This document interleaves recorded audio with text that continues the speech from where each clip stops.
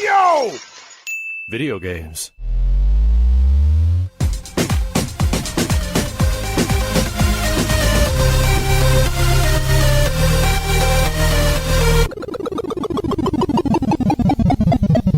What up, dudes, and welcome back to the YoVideogames podcast. I'm Matt. And I'm Andrew. And once again, thank you to all our generous patrons who've kept us going for over 400 episodes. Yeah, if you're interested in becoming a patron at any level, please check out patreon.com/YoVideogames podcast. Dude of the week is Jordan F. Thank you, Jordan. Thank you, Jordan. We have a fun topic. We haven't done enough Evergreen this year in 2024. Yeah. I feel like we had It's been an one really eventful good year, so a lot of crazy things has happened, but we had our one really good Evergreen with Alex, and again we're hopefully going to be able to link up with him again for a Final Fantasy VII music. So stay tuned for that, because that's going to be very cool, depending on if he's available. But we were talking about what if scenarios, really throwing out some kind of crazy idea. Like, okay, it's not that crazy, but like what if Square Enix made a Mario game? What would that look like? What would the style be? They made a Mario sports game. So they made Mario Hoops 3-on-3, and then I think they had a portion of Mario Sports Mix on the Wii. Nobody remembers this game, by the way.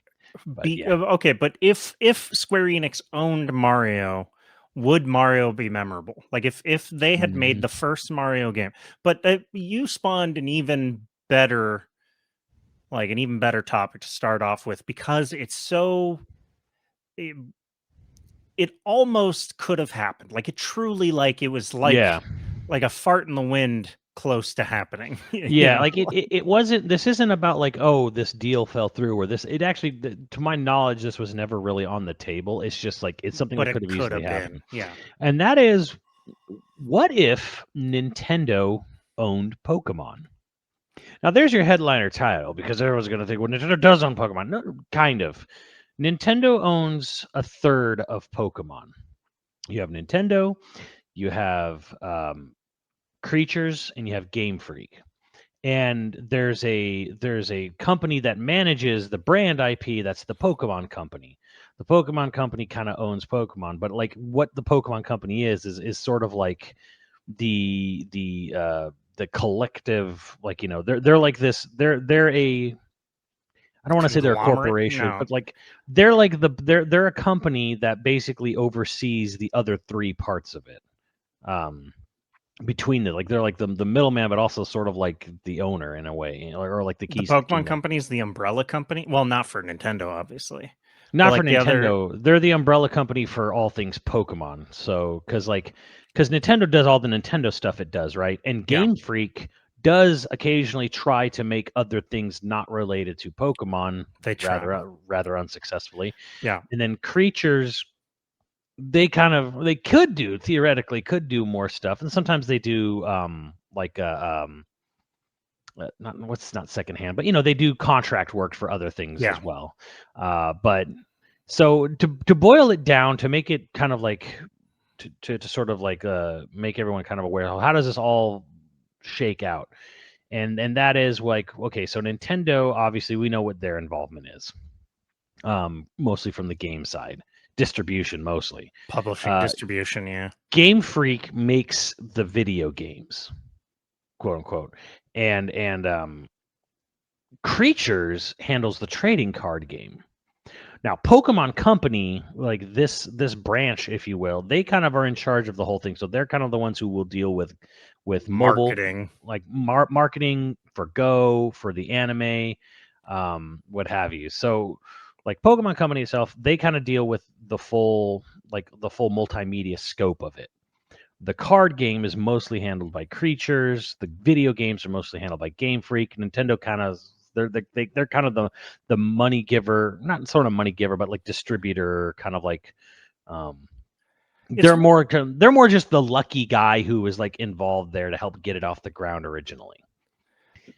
It's sort of a complicated or a complex system when you really look at it. It's and the thing is, and that's why this, and I think that's why where the thing comes in. I'm like, well, what would be interesting is, what if Nintendo actually owned the whole franchise outright? They got it off the ground, like really. And we all know sort of the story of Iwata and how he like saved the development in the last minute for gold and silver, getting it all together, Right. So like what if Nintendo bought them outright? Because the thing is like what makes Pokemon different and why it's not a Nintendo owned franchise, not entirely Nintendo owned, is because of all these animes, movies, trading card games. They jumped into mobile way earlier. They have all kinds of mobile. They have a MOBA. They have like a sleeping app. They have all this other stuff, if you will. The way you can tell if Nintendo owns a game completely or a IP completely is how bad the merchandising is. Yeah, because Nintendo is actually pretty bad at merchandising. It takes them twice as long as everyone else to do the same level of merchandising. And I feel like they've basically thawed, like they're the caveman thawing out of the ice here from the ice age. Because like recent years, Nintendo's kind of really jumped into it, but but it was not the case for the vast majority of their existence. Where like there kind of you could sometimes find stuff, but like it took them forever to get to the point that they're at now. Is it because all of the old executives have died and or retired? They died. Nobody retires in Japan. Yeah, like this is. I actually said this. I was talking to Elise about Nintendo Land or Mario Land in Universal, and she's like, "It's so amazing that it took this long for this to happen." And I was like, "Well, genuinely, I think the young crowd has taken over now. The young crowd being all the people in their 50s, like Koizumi and stuff. Like they all worked up, but people don't realize Iwata was young for a CEO in Japan. Yes, he was. He was young for a CEO in general, I guess, but he was young for a CEO in Japan. And he also came from the development side, which was also apparently weird for CEOs of any game company in Japan. And it's like everyone else, and I think everyone that followed Iwata has been 70, 60s, 70s. Oh yeah. Like they're old. The interim and the permanent, like they're all old. They're so there's a older. decent chance that like these are men that didn't know what plushie dolls were. Just like plushie dolls. Mobile games. The hell is a mobile? So it's a little bit of a sidetrack here, but why did Nintendo start going into this? And I can tell you why. It's the Wii U. Because people don't realize nothing is knee jerk. Even in as fast as the industry likes to move now, this was not a knee jerk response, but Nintendo's merchandising, theme parks, movies, this all went into motion during the Wii U because the Wii U was that catastrophically bad for the company, was so catastrophically bad. I mean, I'm repeating myself here. That's the reason Iwata pivoted, because if you remember, this goes back even a little bit before the Wii U. During the later half to the end of the Wii cycle, there was a plan to move Nintendo out of, diversify out of gaming and into lifestyle stuff. They were thinking about doing maybe accessories for like the Fitbit, the Wii Fit was so successful. They were jumping on. They wanted to springboard off the Wii Fit. But I'm talking about the Vitality sensor. So people remember the Vitality. They announced it, never went anywhere, never happened. But if you look back at some of those shareholder meetings and whatever, they were talking about making basically like wellness accessories. They were thinking about getting into the market of like, I don't want to say, because everyone just does everything on their watch, but I mean like, fit bands, but not fit bands, but like making things for wellness and exercise. Movement sensors and accessories. And they were thinking of doing that. And that was actually like part of their company portfolio, was how they were going to expand and move into that. And that kind of, it's weird because like it was sort of buried in the announcement. It was there and then it kind of disappeared. And what it did is they pivoted from that to brand expansion. So it went from, okay, we're not going to go into this field. Rather, we want to expand the brand. And that was because of the Wii U, because I think Iwata for all the things that he probably realized very quickly early on that like, gosh, like, man, the response to Vitality Sensor was so bad and nobody cared. It never even happened, never came out. And like eventually the Wii Fits stopped selling overall, and the Wii U came out and it was this categorical failure.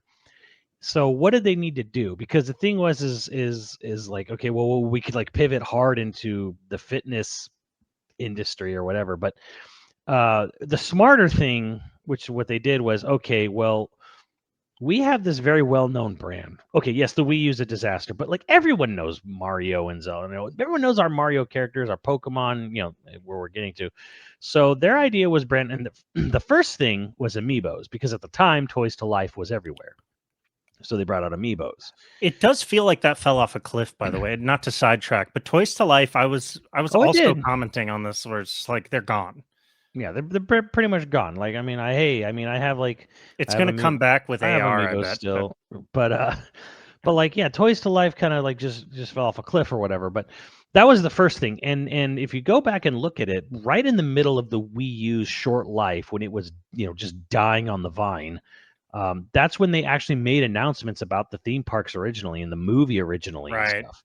Because basically his pivot was, okay, let's start selling the brand, and that's where he started to really, Iwata finally thought on mobile gaming and started to, okay, we'll make an Animal Crossing and a Fire Emblem mobile game, and everything became about brand awareness, and that's why Super Nintendo World exists at the theme parks. That's why the Mario movie exists. That's why merchandising started to explode in the mid 2010s for Nintendo, because they were like, we need to make money, and we know our brand is successful, so basically because Nintendo's is basically, they make video games, they make and they sell video games, and that's all they do. And that was starting to die, because the 3DS had a really rocky launch, if you remember that. Yeah. And then the Wii U never recovered. They were able to recover the 3DS a bit, but they were never able to recover. Well, the problem Wii with the U. 3DS was that nobody needed it in a way. Like it wasn't a big enough upgrade over the DS that it made people feel like they needed a 3DS. And so you had all these people who loved DS that like, oh yeah, I'll get one eventually. Mhm.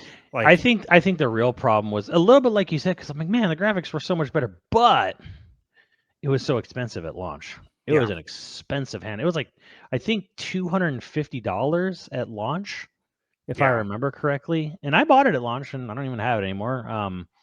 But like, it was an expensive system at launch, really Yeah. expensive. I also, business in general in the early 2010s, if not like literally 2010, started becoming obsessed with brand awareness over all other things. Mhm. It was like the business community in general, and I was only barely paying attention at this point in my life, but like in general, every business channel on TV was talking about brand awareness as, it's why they all got onto social media. It's why they all, like it Mhm. was huge. So it's not to say that only Nintendo was coming around to this idea. It was like every business guru there Yeah. was saying this. And Nintendo usually, well, Japanese companies in general, they sort of never cared about brand awareness. They're, if that makes sense, like, us because you buy our things type deal. They drug their feet generally on it. Now, I would say that that's biting several companies. Part of the reason why Mhm. Sony makes such a big deal about saying it's Sony's PlayStation instead of just PlayStation now, I think, speculation, Mhm. is that Sony is having a hard time and PlayStation is booming, or was booming. It's 2024 is looking rough for PlayStation, but Yeah. uh Yeah. who knows, they might pull it out. I have hopes, but the industry in general is going to go through a contraction this year. um you know I think Nintendo saw the writing on the wall. Maybe that's Iwata, maybe that's just generally the way the industry was going, but like, you're right, they started really pushing into an awareness Yeah. movement. Well, to me, I look at what Nintendo did with this, everything where we are now, was because of the panic of the Wii U. Right. Because everything was going so bad in their one main source of income. So they were like, well, let's use our brand awareness to sell things that are not necessarily gaming related. And that's why you have so much merchandise, so much theme park stuff, movie stuff. Right. So That's where Nintendo is now. So Nintendo now is a company that will do theme parks, they will do movies, they will do merchandise. But they only did that because of a sort of panic of, oh crap, our main source is dying. But Pokemon's different. Pokemon jumped in it early and they kind of stayed there. And I think to Pokemon's credit, Pokemon mastered the art of being evergreen themselves. Like there's a lot of big things and I don't want to I feel in a weird sort of way Ninja Turtles was a fad and then it kind of came back, became evergreen. And Power Yeah, it Rangers was. is also is like to a lesser extent. Like Power Rangers is still there. I don't want to diminish Power Rangers, but like early mid 90s, like 93, 94, like Power Rangers was phenomenally popular. And I'm not saying it's not popular now or it has nobody I cares was in about the it. fan club. Right. Like it's just Power Rangers isn't on the same level now that it was when it first came out. No, And no.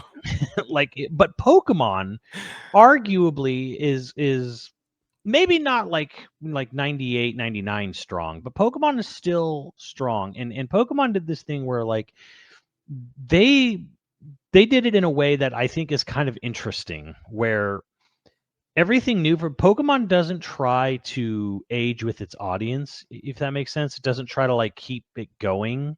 Like I feel like for a lot of some of like these really big like let's call them, I don't want to call them, I really don't want to call them like Franchise. franchises are like, okay, like, but they are kids thing. Like we're like, the boom of the Ninja Turtles cartoon and the boom of the original Power Rangers. Yeah, right. What they kind of did is they had this boom and they basically tried to string that initial audience along as long as they could. But Pokemon never did that. Pokemon was just kind of like, yeah, we make Pokemon, and like their whole, and I think they've even stated this. They're like, we're not interested in like, okay, those kids who were 6 to 10 in 98, 99, we're not like, if they still want to play our shit, great. We didn't try to string them along their whole life. We had a Pokemon generation, and then we had a new Pokemon generation to the next batch of 6 to 10-year-olds, and then the next generation, so the next batch of 6 to 10-year-olds. They kind Right. of just stayed true to what they are. They didn't really sit there and try to like, well, where does the story go from here? The story doesn't go anywhere from here. Like It it's just like starts over. Although there is we just new region, new Pokemon. We just go for the next set of 6 to 10-year-olds. yeah, and there's weird downside. I wouldn't even call it a downside. Uh, you know, I definitely think that's part of the reason why the games themselves haven't really evolved or changed or tried much new. But when you frame it in the way of like, well, they don't care what I care. I'm 35 years old. Like they don't give a shit what I want. Like, and that's totally reasonable. Like they shouldn't care what I want. Um, but I do think that there is a weird like coin flip there of like if they did try to stick with what does a Pokemon for a 35-year-old look like? It's Arc, right? It's Arc. It's just Arc Survival Evolved. It's Pal World. To To be fair, they've sold like it's 25. Helldivers. They've sold like 25 million copies of Pal World now. So in a way, and I hear this from like older people, like this is what I wanted Pokemon to be, and I'm like, That's weird. really? That's weird to me. Like it's nothing Yeah, like it, but okay. I Huh. guess, but like you say, like I guess Arc is what like the people. But anyways, like it just kind of stayed true to itself. But like as far as why is this franchise still so good and so big? Because like I almost think of it like the sort of Looney Tunes or Mickey Mouse approach, where they're just kind of like, well, Looney Tunes is kind of bad about this, but like they just kind of stay true to what they are. Like we're not going to try to like age Mickey Mouse up, or do anything. I mean, Looney Tunes Right. did lunatics happen, but like Nobody talks about it. We don't have to talk about it. I mean, Warner Brothers doesn't even look. It's so incredibly sad to see how Warner Brothers like has no idea like what to do. It's like Is we Warner made, Brothers going to exist in 5 years? I don't even Because I keep thinking maybe not. like, I mean, yeah, or everyone's so upset about that Coyote versus Acme movie, and it's just kind of like, man, yeah, that does suck that it didn't happen. But I'm also kind of like, man, I don't know what does WB even know what to do with these characters? I feel like they don't. And even when they No. make something, they shelve it.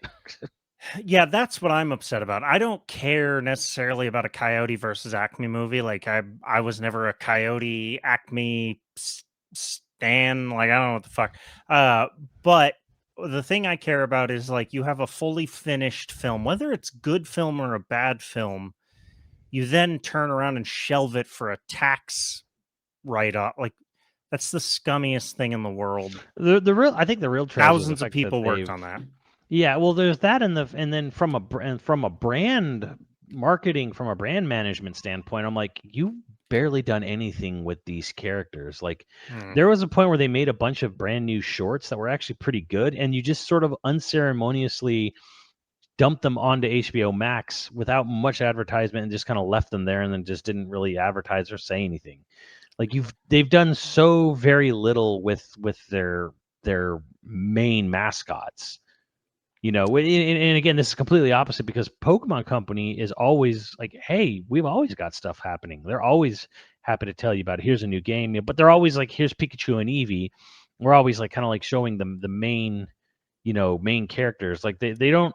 There's never this moment where it's kind of like Pokemon Company seems to have moved on. Because like again, Right. Power Rangers Yeah. does this thing where they refresh the actors and they refresh the suits and the Megazords, and then there's this they're constantly like oh well they grew up or they passed the mantle on. And Pokemon's just like, well, there's always Pikachu. Pikachu's always there. There's always like Yeah, Pikachu and Eevee. Pikachu is undying. The day they kill Yeah. Pikachu is the day Pokemon dies. And it's interesting because like I feel like Turtles came back in a way because what did they ended up doing after for like the 90s were a little rough for them.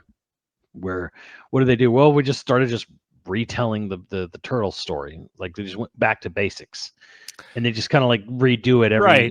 every so years now. Where it's just kind of like, all right, well, we'll back to basics, back to back to the basics of what it is, and that's kind of like what's sort of made them sort of become more evergreen, I guess. Now is that like, we'll have a series, it'll go from start to finish, and then we'll wait a year or two, and then we'll refresh it with a brand new series for What like a got new what got younger you into crowd. Pokemon, by the way? Did the game get you into it, or did you see the anime first? It was the game because there were kids on my street who were like, "Oh my god!" They were like, they were so into it. And they're showing me like, "It's a hot new thing. Check this out, check this out." And I'm always been a Game Boy guy. I love Game Boy. Yeah, So a bunch of all of a same. sudden, like out of the blue, like people on my street, like really getting into a Game Boy game was like, "Oh yeah, cool, awesome, right?" Yeah, I'll figure out how to play that. Yeah.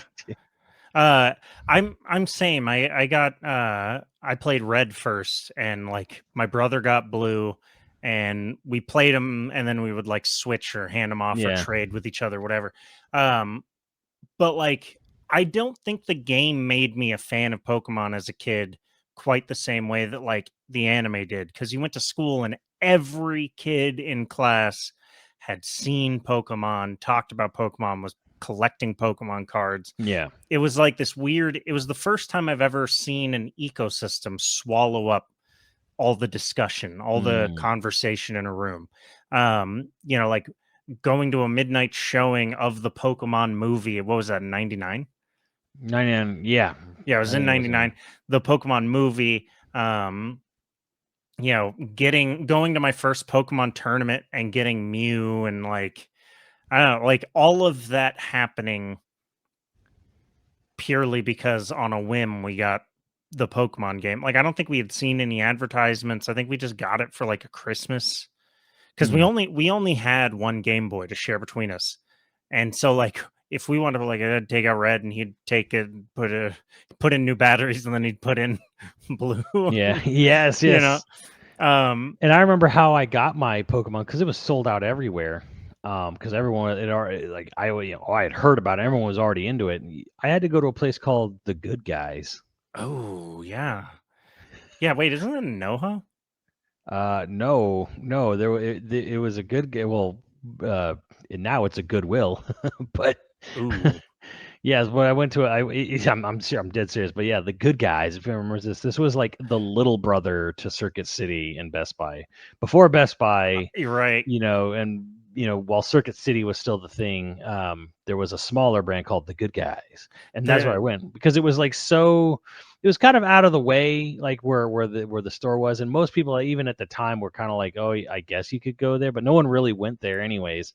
So I went there, and they had these weird things where they would have these metal shelves that were on a spindle, like we could look at Oh yeah. with like little windows, like the games were stacked in these little like Yeah. little metal shelving things, like sealed up, and you could look at, and then it was on it was on like a little axle, and you could look Like at the it's other side of the Yeah, it window. swings. Yeah, so you could look Yeah. at the back of the cartridge or back of the box, front and back. That's how I got my Pokemon Blue, because no one else had it at that point. My dad, somebody had come into he owned a Subway at the time, and somebody had come in and like was raving about it, and so he surprised us with it. Like he was like, oh, I'm gonna get that, and he didn't know which one was like the better version, so he got one for each of us. No, smart. Yeah, it was like it was a very cool Christmas that year. It was our Christmas gift given early. This is off topic, but there's a video game store that's like still I thought it was called The Good Guys. I swear to God. It's in NoHo, and there's like North Hollywood. And there's like a restaurant, like it's like a industrial park that has this, and then there's like a restaurant food, like chefs go there to buy it. It's like a grocery store, but it's in an industrial park, and it doesn't advertise, and you like go in there to buy like high quality cheeses or pastas or whatever for your restaurant. Yeah, and I can't remember the name of this video game store, but like it's off Lancashire, and like it's just like an industrial store that you go into, or at least it used to be. Maybe now it's a brick and mortar. It's still there. I went to that restaurant place not too long ago, and they were still there, and it's only open for like 6 hours a day. So I don't know how they make money. I guess by hopes and dreams, but I don't know, like your resale market being crazy. oh, that could be a thing. Like, do you remember that one used game store that tried to sell Donkey Kong 64 for like $150? Yeah, I do. It was in the old mall. Sorry, sidetrack though. There's no way they're still there, because No, they're gone. They're way gone. I went in there, and all of their used games were like over $100. It didn't matter what console it's for. I was like, in what fucking world do you think I'm going to give you $100 for a PS1 game? Like, this is very rare. Like it was Ridge Racer 4. It's like $85. Oh, okay, right. Yeah, get out of here. Nobody likes Ridge Racer that much.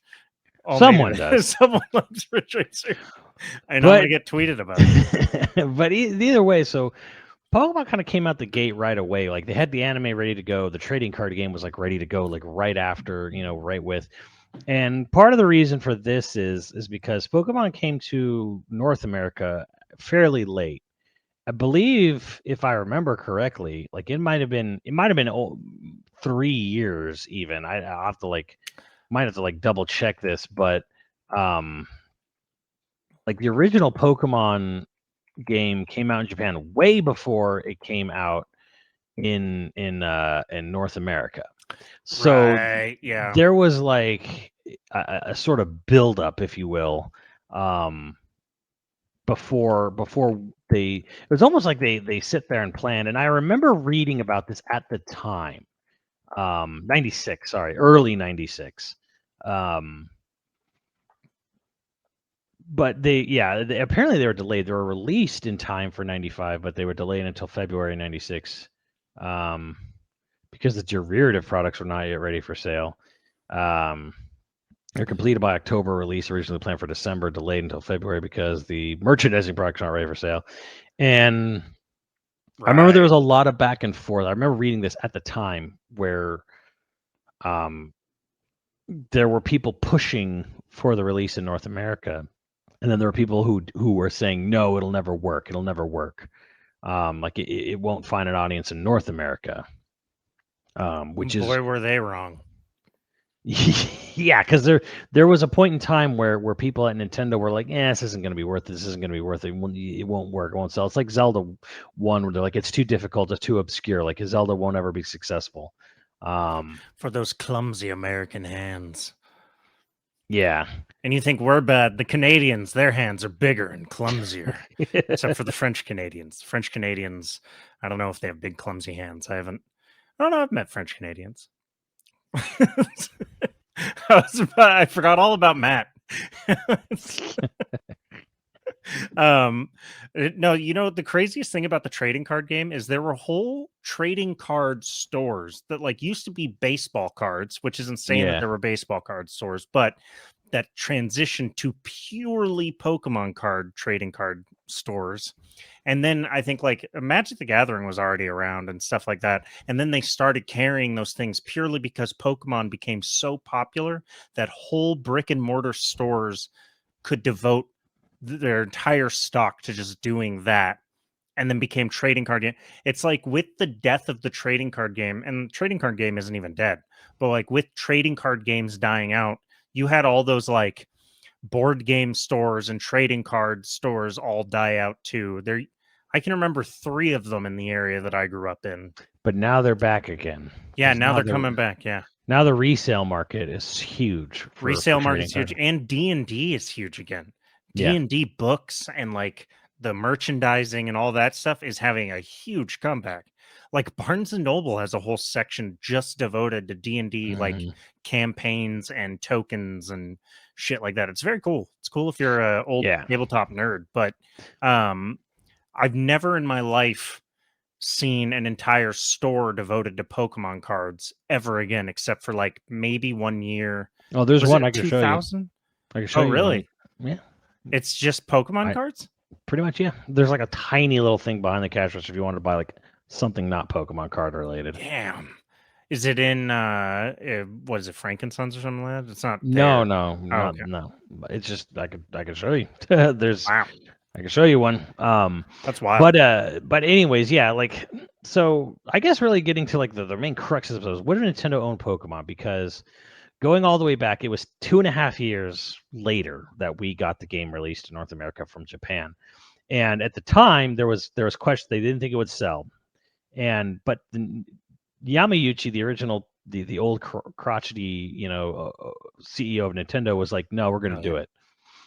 And this is where this is the point in time, like early '98, whenever they were debating it, right?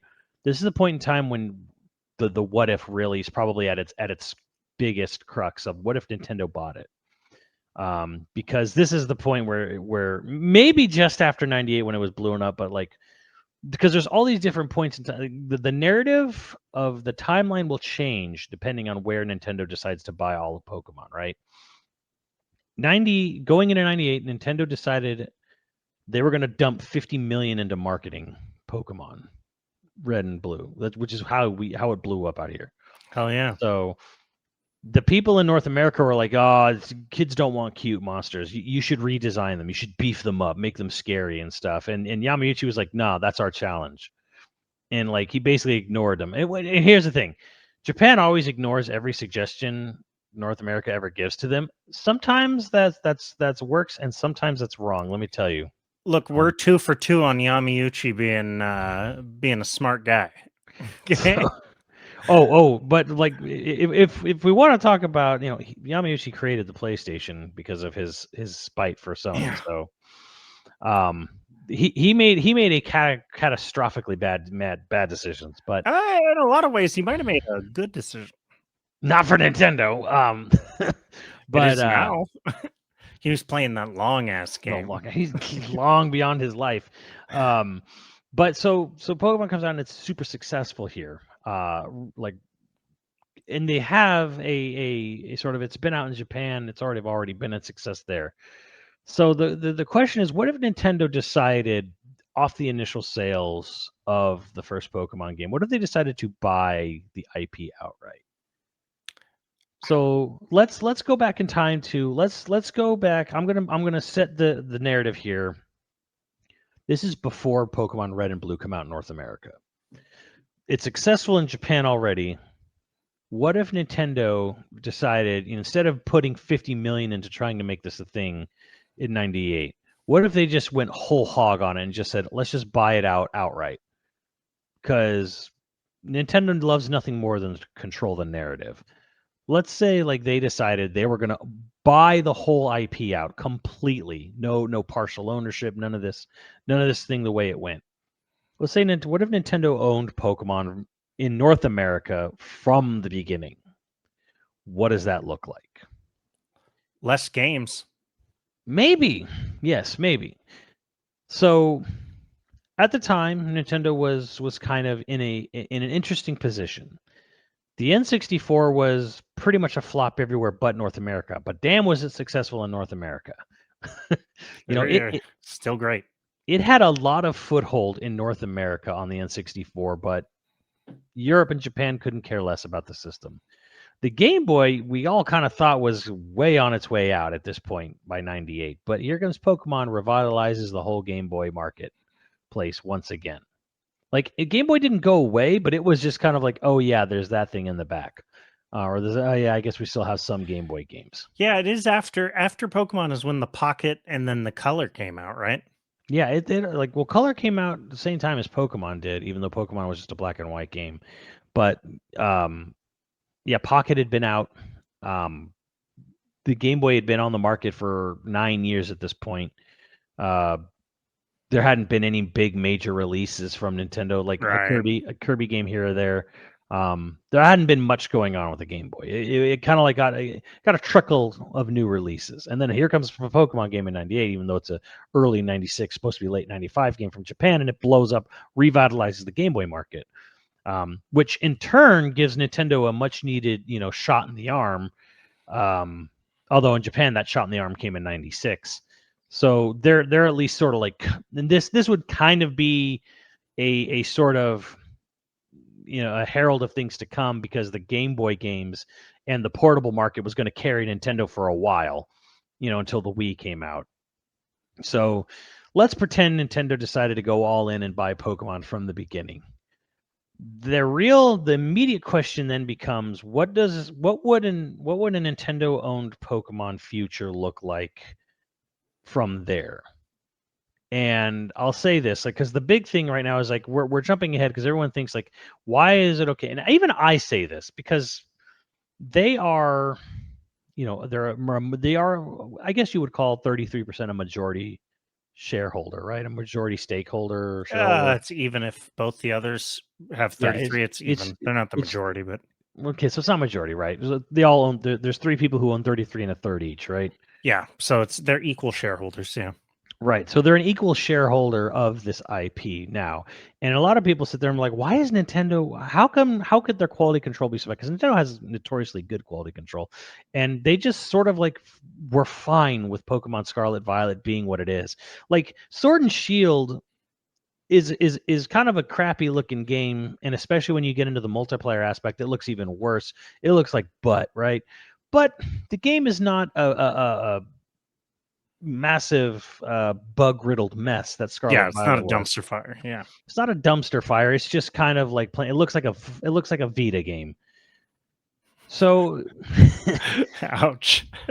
So Scarlet Violet's kind of like, well, how is Nintendo okay with it? And I said that too. I said this on this very podcast, said it on SideQuest. I'm like, I don't know how Nintendo was okay letting this game out through the door, because like for a lot of people, like even people listening here, I imagine they still think Nintendo owns Pokemon.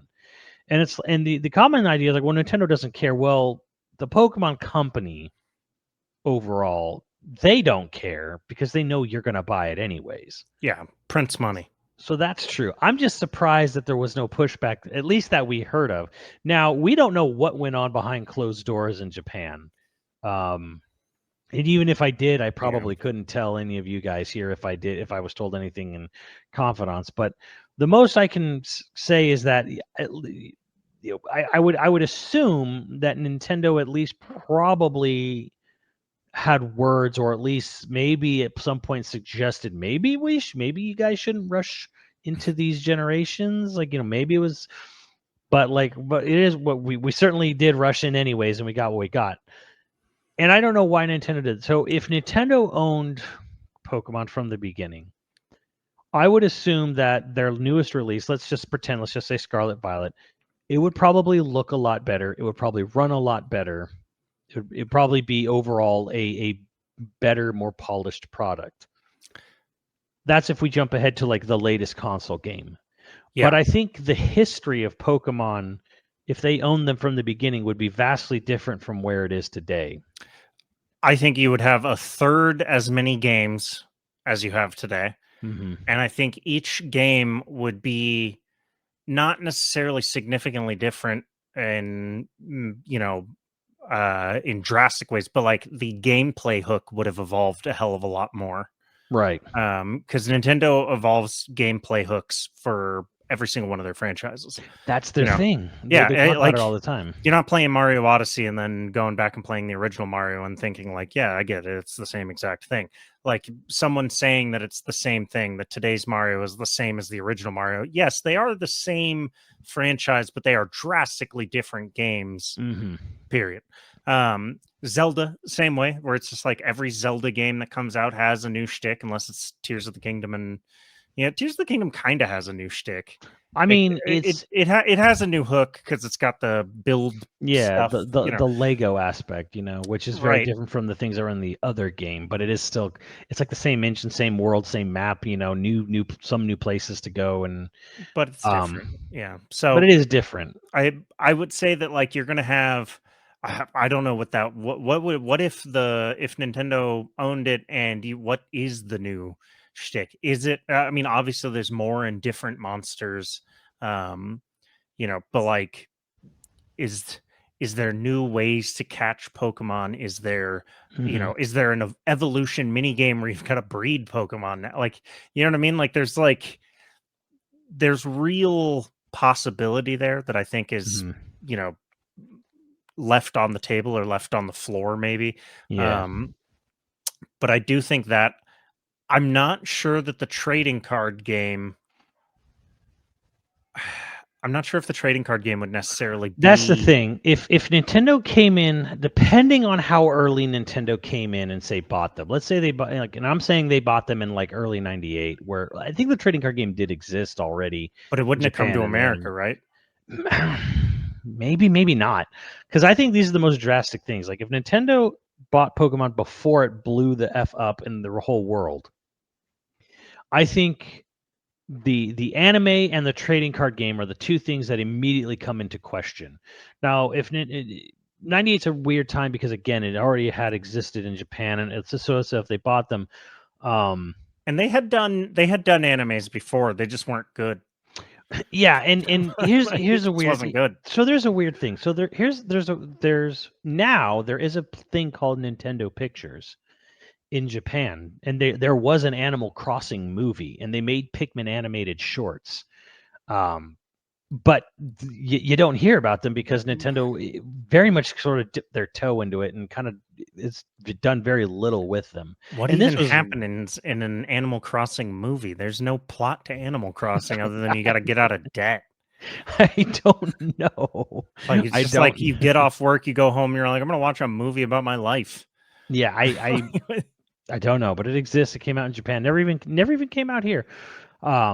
So I think in a weird sort of way, like here's what I think would have happened if Nintendo bought them in early '98. The anime comes out and it has its initial success. And I think a fully owned Nintendo Pokemon, they probably for some reason just don't localize the second season. It ends at Orange Island or something. It ends after the first movie. Okay. They just don't feel like, okay, well, I don't really want to nurse this along any longer.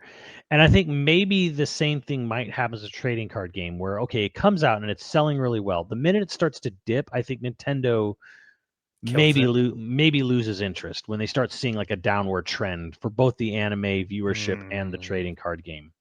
This is That's this is just possible, yeah. this is my prediction there. And it gets really hard to say what would it because this is the hardest part of sort of the what if is like what does a late 90s Nintendo's still under the control of Yamauchi. We're not in the Iwata era yet. They're very much insular. They don't have any sort of merchandise. They don't have any major merchandising lines. Like Pokemon was kind of like the first time where Nintendo was like really branching off with media outside of just the initial video game. And I think Nintendo probably is like, okay, well, if they bought them just prior to its American launch, but it already existed in Japan, they may or may not be dip their toe a little bit, where it's just like, okay, the anime is popular, the trading area is popular.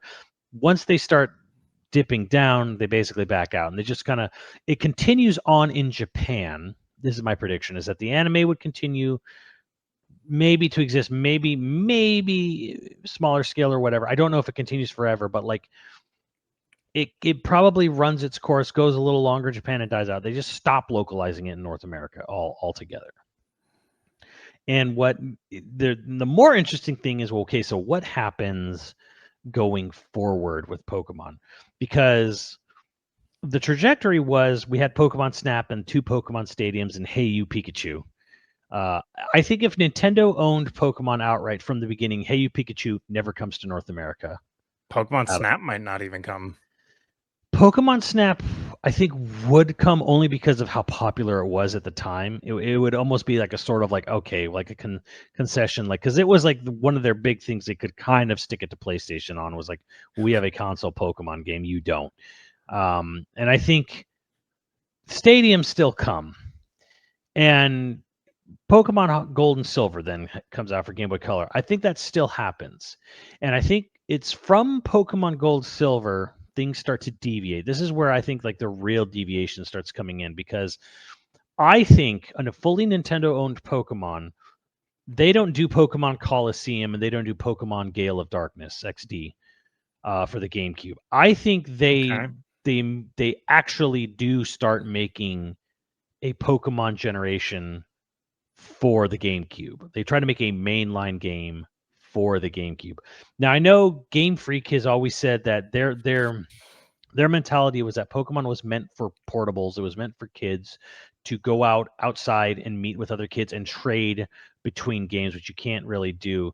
I think that a fully owned Nintendo might respect that to a point, which is why Gold and Silver would still happen, Gold, Silver, Crystal.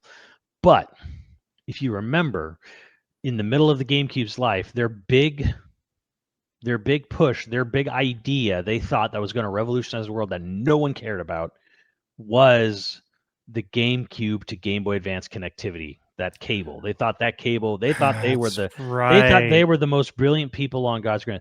So I think Crystal Chronicles used that, didn't it? Right. Yeah. I think Pokemon Crystal is a GameCube game if Nintendo fully owns it. And that becomes Nintendo's major game for the GameCube. Their major 800-pound gorilla, their Halo 2 killer, their PS2 competition. Their thing is to make a mainline console Pokemon game that's sort of based on Gold and Silver, but it's for the GameCube and it uses that link cable, and then that's how they sell that link cable. That's how they convince everyone that you don't want to play games online. You want to play with your Game Boy Advance. So I think that's what happens. I think the anime dies out, stops coming to North America, and eventually dies out in Japan.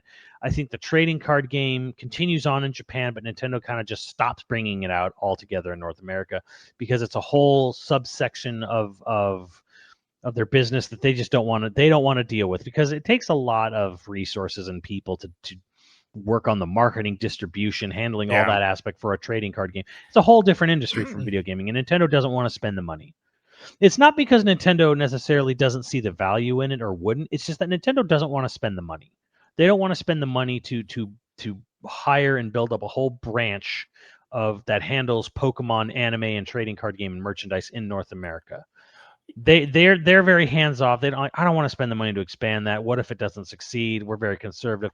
So I think it just sort of like very quietly dies off. They are conservative, but Nintendo takes a lot of risks. Like, they do take risks. They do take risks on a gameplay front, but they're always it's taken it takes a lot for them to they curtail the risk, or they cut the risk off as much as they possibly can. I agree. Right, and their whole mindset is like, we take risks on products, on things we already have. They call it lateral thinking, where like the reason we don't do new technology is because we try to find interesting ways to use technology we already have. Which lateral thinking's great. I'm like, okay, that's cool, but this potato is really old.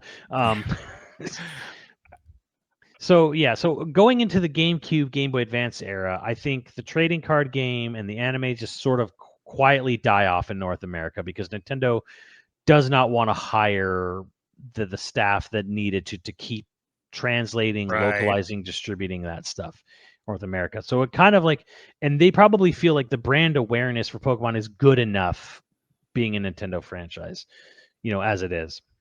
So I think Pokemon Crystal is this GameCube game that connects to Gold and Silver on the Game Boy Advance.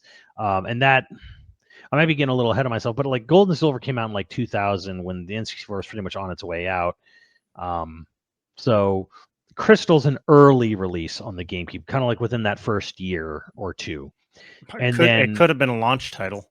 If Nintendo owns it, you could have seen them launch with it. because they clearly have already seen the huge success of Pokemon. Now the question is, who would start developing it?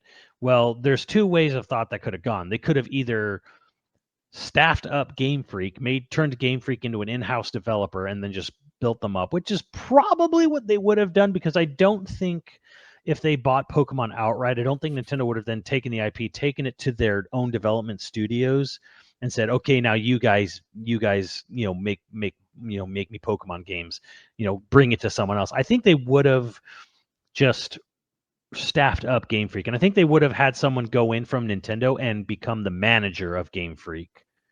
They would have had one of their own overseeing how Game Freak is run, which this is where things get really different. This is why you get console games, because he'd be like, okay, yeah, well, but I'm trying to sell GameCube. So, well, cool. Nintendo game directors too. Like, what does a Koizumi directed Pokemon game look like? Right. Yeah. You get really interesting. I don't know. You'd else would you'd get like a Pokemon sports game, or you'd get those types of. Yeah, because they kind of did that before with like Pokemon Pinball or whatever. Yeah, but then, like it kind of just disappeared. Because where we are in reality now is that Creatures would do spin-off games. Like those non-related, like Creatures would do that. Detective Pikachu being their thing that they've kind of been doing. And then some of the other spin-off games, or someone else would do Pokemon Snap, or right. Ganbarion would do the stadium games. But then those slowly kind of disappeared over time, and it kind of just became like the mainline games eventually. But anyways, you're bringing up a really good point, though, is that what does a Nintendo controlled Pokemon game look like? And I would say after Gold and Silver and going into the what is the Ruby, Sapphire, Emerald era, that's when they start doing weird things. They start really trying to change up the formula, because like the change up in the formula for Pokemon Ruby and Sapphire, if I remember right, was having double team attacks where it's like two Pokemon could go 2v2, and like that was their big gameplay innovation. Sorry, what was that? Double team? That's how double you team. Double fisting them. But like children's friendly. that was like their big innovation kind of at the time with Ruby and Sapphire, was like, okay, 2v2, wow. Where I think what you brought up before was like Nintendo would probably try some weird new thing, like how they're caught, how they evolve, what you do with them. There would have been probably some twists, and that would have probably come at the end of the GameCube's life. The real question is, would a launch or near launch console Pokemon game, let's say theoretically it was Pokemon Crystal, right? How much would that have changed the GameCube's fortunes? And I would say a little bit. I would say a little bit. It would have done a little more for GameCube. I think GameCube would have been a little more successful. I think there's an argument to be made that one of the key things about GameCube as a design was the idea that like you could literally pick it up by the handle and take it over to a friend's house. Yes. And having a mainline Pokemon, the first console Pokemon launch with it, like you said, with the link cables, with the like, I do think it would have targeted the people that they wanted to buy GameCube. I think it would have spoke to the people that I do think it would have got them a larger audience, definitely. Yeah. I think it would have pushed parents who buy Pokemon games for their children and stuff. Like they would have seen the Pokemon and they would have thought, oh, my kid wants a GameCube because Pokemon. And I think they would have pushed the link cable out earlier, because the link cable didn't come out to 2003. Because I know some people are going to be like, the link cable didn't come out at launch. I was at E3 2001. I was there, Gandalf. I was there 3,000 years ago. And the link cable for the GameCube was in a display case. They had already designed and Right. and imagined this thing existing. So Well, because Crystal Chronicles was talked about pretty early in GameCube's pretty early. It life, didn't like it didn't come out till 2003, I think. 3 or 4. Early 2003. But like the link cable, that idea existed before the system came out. Right. What year did they start talking about Crystal Chronicles, though? Because Probably 2002.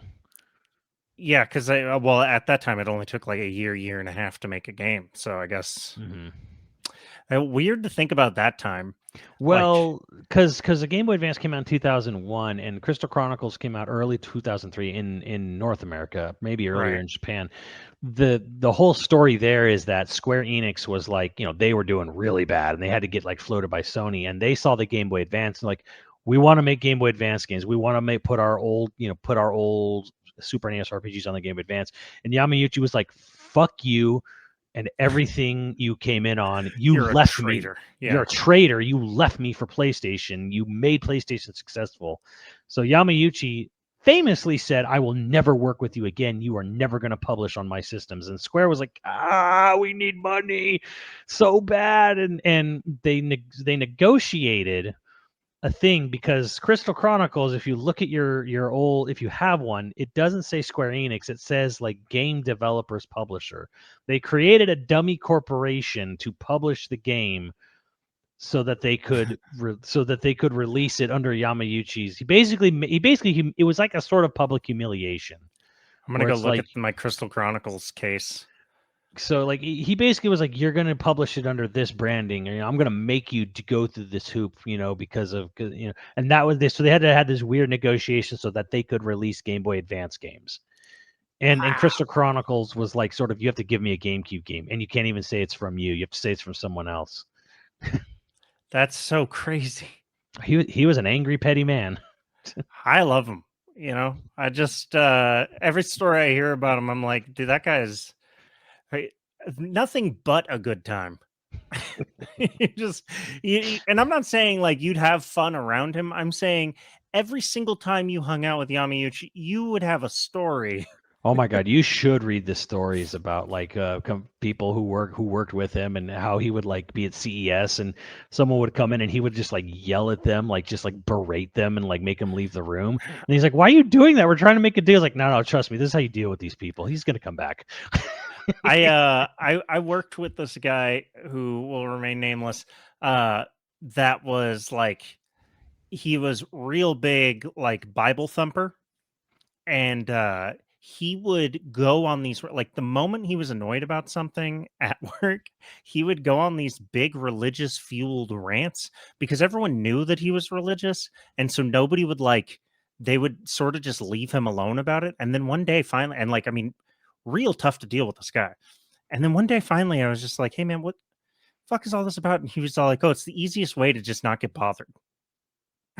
He's like, once a month, I have to be a real big asshole, and I have to like start talking about religion and bringing it into every conversation, and then people just leave you alone. He wouldn't wear the work uniform. He wouldn't. Dude was like 60. Like, he just got away with everything by being a huge asshole. So maybe Yamauchi he was onto something. You just be a giant dick bag, and you can get away with anything. Well, I mean, it hurt his company in the end. Like, his greed eventually was his downfall. Well, was it his downfall? He's fine. I mean, he's dead now, but he was fine. He was fine, because he was one of the richest people in the whole country. Yeah. Because if anything, he was good about his money. He knew how to. He was like, I'm making money. He made war chest. So. I mean, I'm not saying that it'll make you liked. I'm he just didn't. He saying didn't that always you'll make get the away best decisions, but like he was still a smart man. We can't say he wasn't smart. Even when he made bad decisions, he still handled it. And wasn't Yamauchi like the family that owned Nintendo for? Yes. Right, that's right. They still own Nintendo. He was third generation. He owned it. Yes, like his grandfather started the company. Right. Yeah. So I mean, he could get away with whatever he wanted, I suppose. Yeah. Damn. I honestly, I think I would have liked to meet him. I mean, I probably would have not liked how he treats people, but God, could you imagine just watching a person like that operate for an hour? Oh, It's like, what do they do? there's books that describe it, and it's so fascinating. That's cool. So yeah, but I think I think going back to Pokemon, if Nintendo owns it outright, I think Crystal becomes this big thing to like buy the GameCube. There's a console version of Pokemon. It connects to your Game Boy Advance games. They do that, and they even do that with Ruby Sapphire, and then Emerald. Same deal. But I think you're also right in that Nintendo wouldn't just have it be sort of like Pokemon just kind of like they just kind of refresh themselves. There's like maybe one small new thing in there. Oh, they grow really big, or you could fight 2v2. But like Nintendo would probably do something really weird and out there and Drastic, yeah. try to really like pivot there. Now, does that sink Pokemon? Does that hurt Pokemon? I don't really know. My gut is that Nintendo would not. They would innovate, but they wouldn't deviate so far that it would be unrecognizable. Right. Mario games are still Mario games. Zelda games are still Zelda games. Yeah. But I do think that there's interesting ideas that Nintendo would have tried. Yeah. And what if Nintendo, okay, well, what if instead of it being turn-based combat, it's like you jump in and whatever Pokemon you're using, it's more like a fighting game, an action fighting, like ideas like that I think would have come up long ago, but just Pokemon Company doesn't mess with the sauce ever. Yeah. Probably would have happened. Would they have been good? I don't know. That we can't say because that's going real into like the what if territory. The question I guess from here is that okay, say they do that, and they say they have like two mainline Pokemon. I'm saying Pokemon Crystal and Pokemon Emerald to make things sort of simple to keep track of. And I think Emerald is, like you say, kind of really deviates way more than the game actually did on Game Boy Advance. Does it change the GameCube's, because we both agree it would make the GameCube probably would have done a lot better. Better. Would have done better. How much better? Because here's the question. The GameCube's failure is the reason the Wii exists. Does a more successful GameCube, and I think this is going to be like probably next week, maybe question is like, what if GameCube was successful and how would that have happened? Because I have a lot of thoughts on that one. Yeah. But does Pokemon having mainline games for the GameCube, does that make it successful? Yes. Does it make it so successful that Nintendo changes course and the Wii doesn't happen, like something different? I'm going to say no. It doesn't change. It doesn't change what happened to the Wii. And here's why it doesn't change. Because the PS2 was that successful. PS2 is still the best-selling console of all time. Adjusted for inflation, right? No. Numbers. There are 155 million PS2 sold. I say that's because no one had one PS2. Everyone's PS2 broke eventually, and they got a second one. I think, and again, they had a lot of price drops. So, like, when the Switch has a real shot of actually getting, because they're at 139 right now, Switch has a real shot of actually taking the crown. But the Switch will have done it without a single price drop and without being, and only their controllers suck and break down, not the actual system, but just the controllers. Controllers can be replaced. So, but yes. All that BS aside, PS2 is still the single highest selling console of all time. So I don't think, even with console Pokemons from the beginning, or like at launch, near launch, and maybe having two, I don't think it changes the GameCube's trajectory enough. I think when Iwata comes in and takes over the company in the middle of the GameCube's life, I think the Wii still happens. Because I don't think it would, because GameCube sold, I mean, I could look it up. It's like 25 million to PlayStation 2's 155. I think Pokemon maybe gets it about another 10 million, about 30. So that puts it into the sort of N64's lifetime sales. Which isn't bad. It's not like, when people talk about the failure of the GameCube, though, sometimes they talk about it like it only sold 1 million units. It's like, it's okay. Right. It's not, it didn't do as good as the PS2, but like it wasn't like a giant failure. It wasn't amazing. I will say my final thought on it is one thing that I think Nintendo would have done differently is, that Pokemon Company always released 2 games. One had one set of Pokemon, the other had the other set of Pokemon, blah, blah, blah.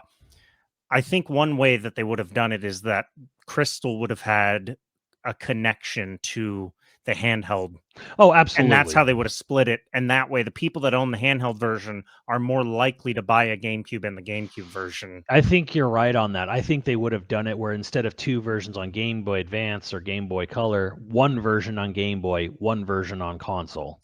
Connected, yeah. Connected. And that's how they would have got you to buy. And I think you're right on that, because I think it would have, again, would have pushed their connectivity narrative, and it would have been a little bit more like, So yeah, sorry, it's 21 million for GameCube, 31.32 for N64. Just double check that real quick. But I'm saying that a Pokemon mainline would have pushed the GameCube into the 30 million range, about up to the N64.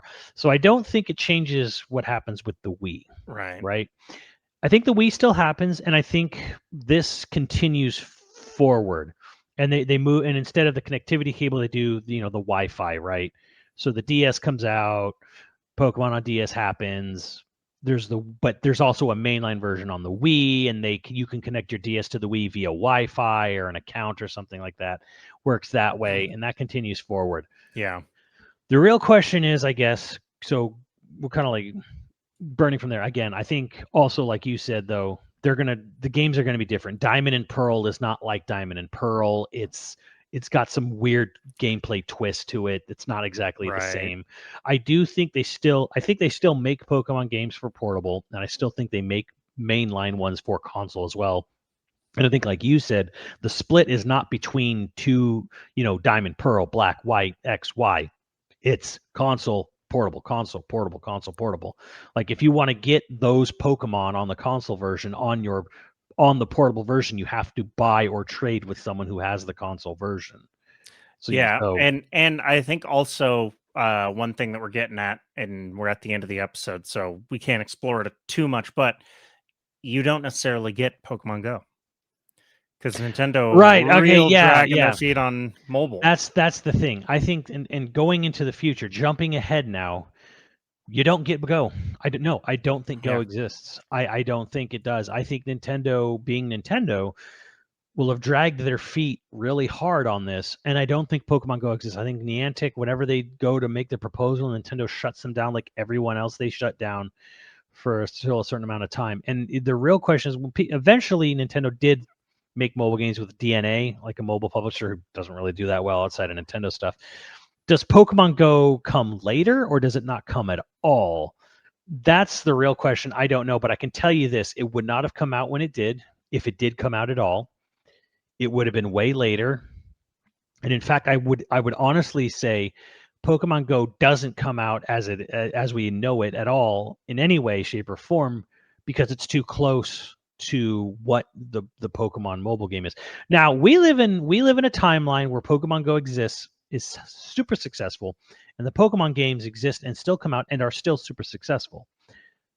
We live in our hindsight, both exist very profitably, very comfortably with each other. Yeah.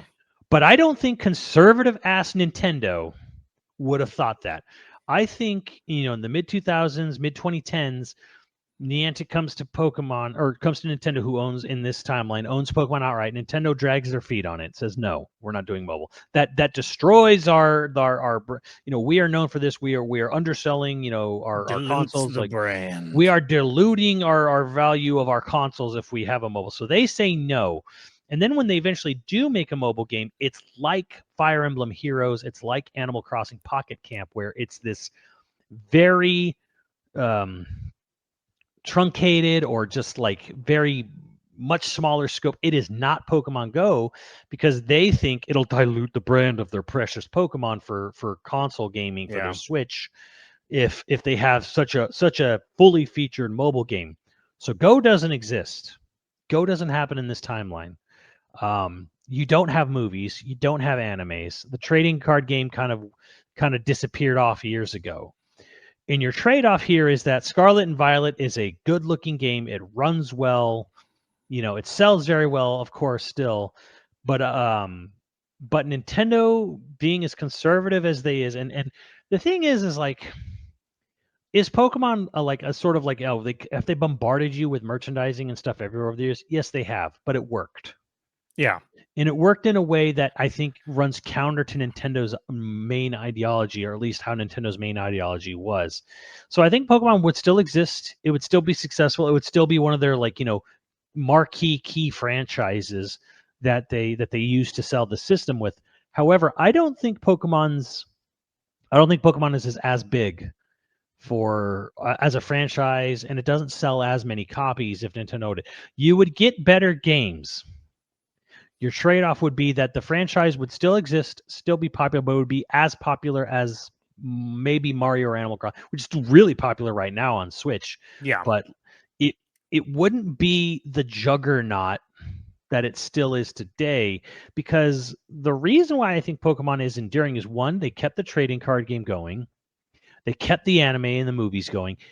And that mobile game, when it came out, was practically like the second wind for an already successful franchise. I still know people that play it daily.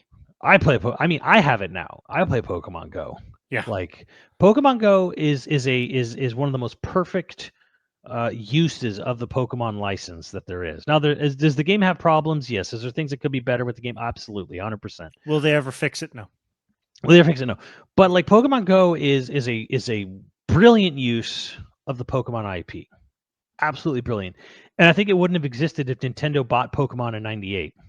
I think it wouldn't have, because like you already said, they would have drugged their heels. They would have said no. And when they did finally cave on making a mobile game for Pokemon, it would have been a very smaller scale, minor thing, because they would feel it was brand dilution or something, which is why Right. Super Mario Run exists as the way it does, which is why Fire Emblem Heroes exists the way it does, why Animal Crossing Pocket Camp exists the way it does. Even Mario Kart Tour, to a smaller extent, exists the way it does, because they don't want it to be too close or too fully featured as their console game, because they want you to buy that console game. Right. In a way, they don't want it to be a major success. Yeah, like They're it can worried be that it can be a success, but it's got to be a lesser game Yeah. than the game we make and sell for our main console.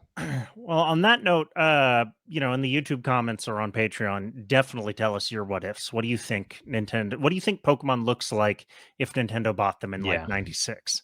Yeah, you I know, think Pokemon looks like Mario and Zelda and Animal Crossing does. still a cultural touchstone, but maybe not as dominant in your childhood or in everybody's childhood, because Pokemon's one of those things that, even more than Zelda or Mario, everyone I knew growing up, whether they played games or not, knew what Pokemon was and probably owned a Pokemon in a Game Boy. Yeah, because I think we live in a timeline where Pokemon right now stands toe-to-toe with Mario, maybe even above him. Oh, I'd say above, yeah. It makes more money than Mario does, but like as far as just general brand recognition, they stand toe-to-toe or above. And in a sense, there's plenty of reasons to say they stand above Mario, right? Like Pokemon is bigger than Mario is. Yeah, absolutely. Just, so, and I think if Nintendo jumped in early and bought it, it would just be another big Nintendo franchise, but it wouldn't be something that challenged the throne of Mario. Yeah. Like, because Nintendo is too conservative, and they're not. It's not a bad thing necessarily, but like Pokemon was onto something, and they've kept it going. They pushed it when it needed to push. Yeah, they push it and they feed the machine and they don't stop, which Nintendo doesn't really like to do. So you would have less Pokemon games overall. You would have good Pokemon games, but Pokemon would not be the pop media juggernaut that it is today if Nintendo owned it outright. So we live in a timeline where your console games kind of suck now, but you won't stop buying them. But the brand is as big as ever. It's still huge. You still got a pretty good mobile game. You still got a thriving trading card game. You still got animes and movies and cool little Pokemon, spin-offs, like a little stop motion series on Netflix and all that stuff. Pokemon Concierge, none of that stuff would exist if Nintendo owned it outright. It wouldn't be the cultural touchstone that it is today, probably. It wouldn't be. It would just be another bigger Nintendo franchise. Yeah. On that note, we have patrons to thank. Again, if you're interested in becoming a patron at any level, please check out patreon.com/YoVideogames podcast. Dude of the week was Jordan F. Thank you, Jordan. And our producers for this episode are Austin Knight, Zyber Knight, Mutton Chops Johnson, Pink Hammer, Screwnami, Kuroi35, Hyper Viper 89, Hockey Kong 64, LCL Mayhem, and ZZ. Thank you, dudes, and we'll catch you next time. Later, dudes.